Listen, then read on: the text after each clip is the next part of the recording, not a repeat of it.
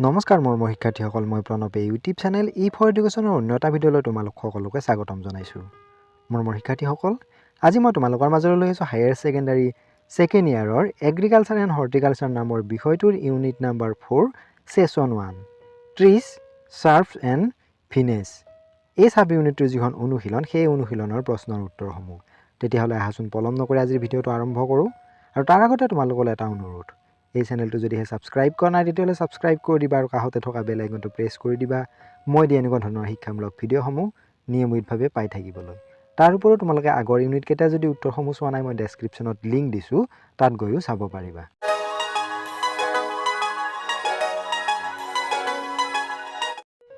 এ, খালী ঠাই পূৰণ কৰা।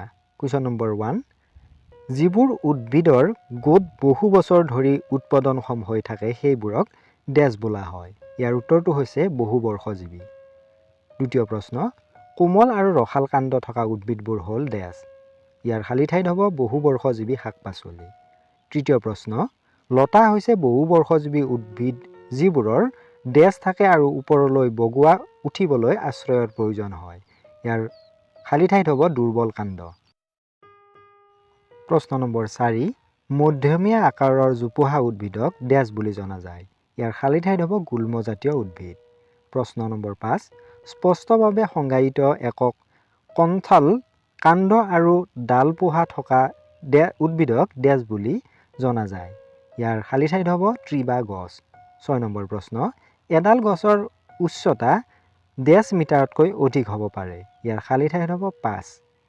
7 নম্বৰ প্ৰশ্ন, নিৰবিচ্ছিন্ন বৃদ্ধিৰ ডেছৰ দ্বাৰা প্ৰদৰ্শন হয় বা প্ৰদৰ্শিত হয়। ইয়াৰ খালী ঠাইত হৈছে চিৰসেউজ গছ। বি, বহু বিকল্প প্ৰশ্ন। প্ৰশ্ন নম্বৰ 1, ডেছত বৃদ্ধিৰ পৰ্যায় ধাৰাবাহিক নহয়। অপশ্যন এ, পৰ্ণপাতী গছ, বি, চিৰসেউজ গছ, চি, একবৰ্ষজীৱী, ডি, ওপৰৰ এটাও নহয়। ইয়াৰ শুদ্ধ অপশ্যন হৈছে এ, পৰ্ণপাতী গছ।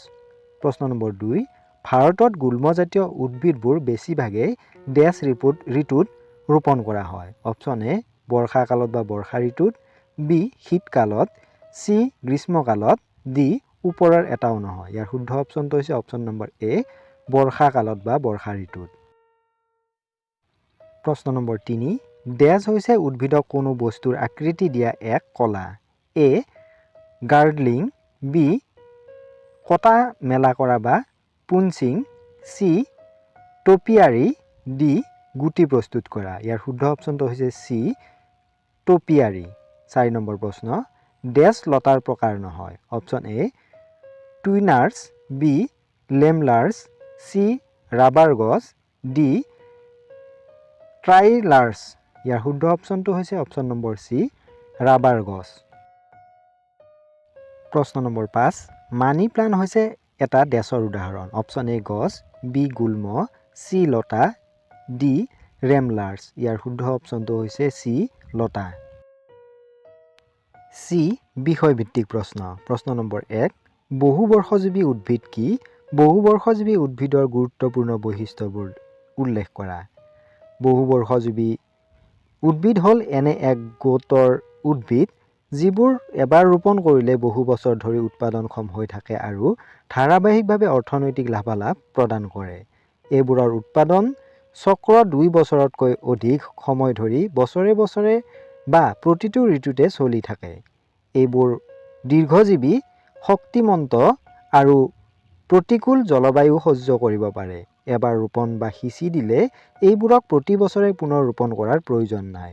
উদাহৰণস্বৰূপে আমলখি, সোণাৰু, কাঞ্চন, গন্ধৰাজ, ৰংগন, জেতুকা, চেউটি, জাই, মধুমালতী, গোলাপ ইত্যাদি। প্ৰশ্ন নম্বৰ 2, বহুবৰ্ষজীৱী উদ্ভিদৰ বিভিন্ন প্ৰকাৰবোৰ কি কি? বহুবৰ্ষজীৱী উদ্ভিদৰ বিভিন্ন প্ৰকাৰবোৰ তলত উল্লেখ কৰা হ'ল। প্ৰথমটো, পাৰ্নেল হাৰ্বছ অৰ হাৰ্বকুৱাছ পাৰ্নেলছ। যিবোৰ বহুবৰ্ষজীৱী উদ্ভিদৰ কাণ্ড কাষ্টহীন, কোমল আৰু আঁহযুক্ত আৰু প্ৰতিকূল বতৰৰ সময়ত মাটিৰ ওপৰত বায়বীয় অংশবোৰ বছৰত এবাৰ শুকাই যাব পাৰে আৰু পচি যাব পাৰে, সেইবোৰক শাক পাচলিজাতীয় বহুবৰ্ষজীৱী উদ্ভিদ বুলি জনা যায়। যেনে কাৰ্নেশ্যন, চন্দ্ৰমল্লিকা, জাৰবেৰা ইত্যাদি। দ্বিতীয় প্ৰকাৰটো হৈছে লতা। বহুবৰ্ষজীৱী উদ্ভিদৰ কাণ্ড দুৰ্বল আৰু ওপৰলৈ বগুৱাই বাই উঠিবলৈ বা মাটিত বগাবলৈ আশ্ৰয়ৰ প্ৰয়োজন হয়, সেইবোৰক লতা বুলি জনা যায়। এইবোৰ কোনো আশ্ৰয় নোহোৱাকৈ পোন হৈ থিয় হৈ থাকিব নোৱাৰে। এইবোৰৰ আকৰ্ষৰ দৰে বিশেষ অংগ থাকে, যাৰ সহায়ত এইবোৰে উলম্বভাৱে বৃদ্ধি পাবলৈ যিকোনো আশ্ৰয়ক মেৰিয়াই ধৰে অথবা হচৰিয়াম বা কোকাকাইটৰ সহায়ত মাটিত বগাই যায়। উদাহৰণস্বৰূপে গোল্ডেন ফ্লাৱাৰ, ৰংগুন ক্ৰিপাৰ, মধুমালতী, বাগানবিলা, মানি প্লাণ্ট ইত্যাদি। তৃতীয় প্ৰকাৰটো হৈছে গুল্মজাতীয় উদ্ভিদ। এই বৰ্ষজীৱী উদ্ভিদবোৰ 5 মিটাৰ পৰ্যন্ত ওখ আৰু মধ্য আকাৰৰ জোপোহা উদ্ভিদ, কিন্তু মাটিৰ পৰাই গুৰি শাখা মেলি শাক্ত আৰু কাণ্ডৰ সৃষ্টি কৰে, যেনে গোলাপ, এণ্ডালমাণ্ডা, ৰংগন, মুচন্দ্ৰা, গন্ধৰাজ, শেৱালি জবা ইত্যাদি। চতুৰ্থ প্ৰকাৰটো হৈছে গছ বা বৃক্ষ। স্পষ্টভাৱে সংজ্ঞায়িত এক কাষ্টল কাণ্ড আৰু ডাঠ পোহা থকা উদ্ভিদবোৰক গছ বা বৃক্ষ বোলা হয়। এওঁলোকৰ উচ্চতা 5 মিটাৰতকৈ অধিক হ'ব পাৰে। এনে উদ্ভিদৰ উদাহৰণ হ'ল কৃষ্ণচূড়া, কদম, শিৰীষ, বাবুল, একেচিয়া, চাপা, মেগনোলিয়া, অশোক, নিম, পোল্টোফোৰাম, কাঞ্চন ইত্যাদি।